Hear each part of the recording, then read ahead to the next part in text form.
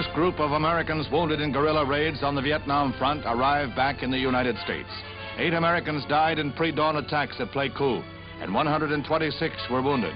It was these raids that brought about American retaliation in North Vietnam that leveled several staging areas north of the 17th parallel. All of those wounded who can be moved are being flown back to the United States for treatment.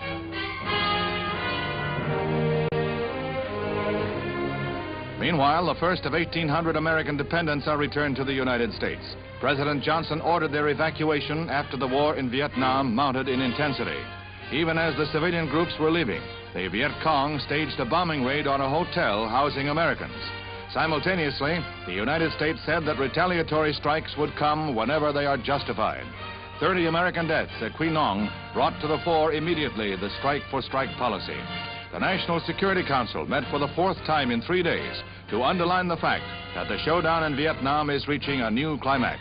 It seems no longer a war of local skirmishes.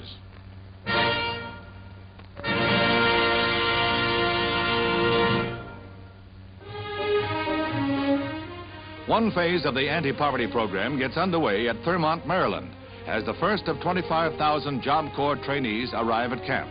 This center adjoins the presidential retreat, Camp David, and here young men from Springfield, Massachusetts to Wise County, Virginia will learn new skills and spend some of their workday on conservation programs.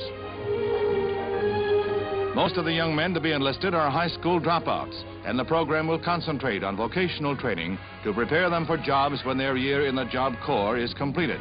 Besides the carpentry and welding shops, there will be classes in automotive repair and plumbing.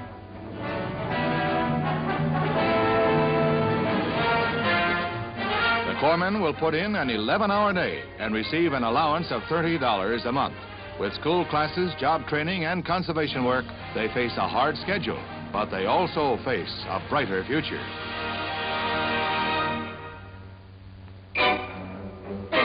The airplane that man has dreamed about for many decades has become a reality. The XC-142A can do many things. For one, with wings at a 45-degree angle, it takes off within 50 feet, gains altitude, and then tilts wings and motors to the horizontal for speeds of better than 400 miles an hour.